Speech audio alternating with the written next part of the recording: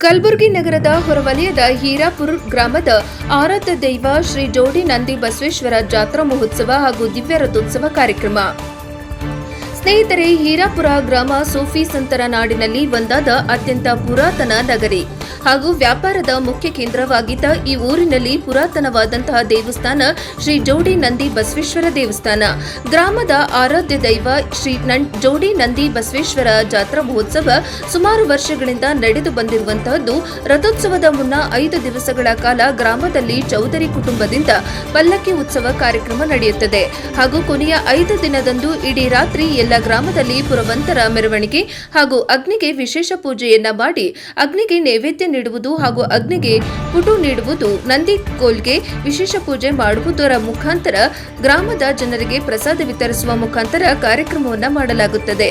ಈ ಜಾತ್ರಾ ಮಹೋತ್ಸವದಲ್ಲಿ ಸಾವಿರಾರು ಭಕ್ತರು ಪಾಲ್ಗೊಂಡು ಜಾತ್ರೆಯನ್ನ ಅದ್ದೂರಿಯಾಗಿ ಆಚರಣೆ ಮಾಡುತ್ತಾರೆ.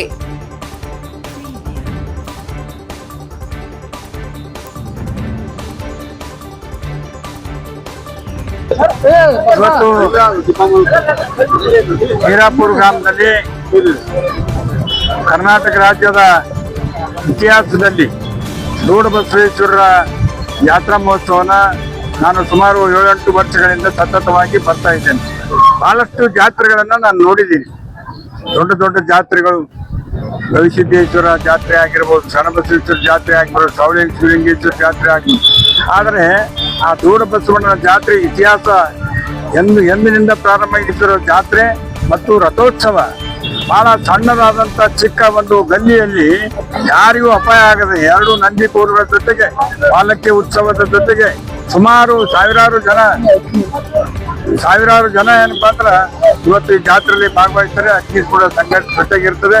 ಇಂಥ ಭವ್ಯವಾದ ಜಾತ್ರೆಯಲ್ಲಿ ಯಾವುದೇ ಒಂದು ಅಹಿತಕರ ಘಟನೆ ನಡೆದರೆ ಎಲ್ಲರಿಗೂ ಆ ಭಗವಂತ ಬಸವಣ್ಣನ ಆಶೀರ್ವಾದದಿಂದ ಇವತ್ತಿನವರೆಗೂ ಕೂಡ ಸುಖ, ಶಾಂತಿ, ನೆಮ್ಮದಿಯಿಂದ ಎಲ್ಲರೂ ಇದ್ದಾರೆ.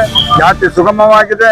ಎಲ್ಲರಿಗೂ ಶುಭವಾಗಲಿ ಅಂತ ಹೇಳಿ ಹಾರೈಸಿ ಇವತ್ತು ಪೊಲೀಸ್ ಇಲಾಖೆಯವರು ಕೂಡ ACP ಸುಬೇದಾರ್ ಅವರು, ಮಾತೇಶ್ ಪಾಟೀಲ್ ಎಲ್ಲರೂ ಕೂಡ ಹೆಚ್ಚಿನ ಸಂಖ್ಯೆಯಲ್ಲಿ ಬಂದು ಇವತ್ತು ಜಾತ್ರಾ ಮಹೋತ್ಸವದನ್ನ ಚೆನ್ನಾಗಿ ಎಲ್ಲರನ್ನ ನೋಡ್ಕೊಂಡು ಹೋಗಿದ್ದಕ್ಕಾಗಿ ಅವರಿಗೂ ಕೂಡ ಅಭಿನಂದನೆ ಸಲ್ಲಿಸ್ತೇನೆ. ಸಾರ್ವಜನಿಕರು ಕೂಡ ಬಹಳಷ್ಟು ಸಹಕಾರ ಮಾಡಿದ್ದಕ್ಕಾಗಿ ಅವರಿಗೂ ಕೂಡ ಅಭಿನಂದನೆ ಸಲ್ಲಿಸಿ ಮುಂದೆ ಬರ್ತಕ್ಕಂಥ ದಿವಸ ಆ ಬಸವಣ್ಣನ ಆಶೀರ್ವಾದ ಎಲ್ಲರ ಮೇಲೆ ಇರಲಿ ಅಂತ ಹೇಳಿ ನಾನು ಪ್ರಾರ್ಥನೆಯನ್ನ ಮಾಡ್ತೇನೆ.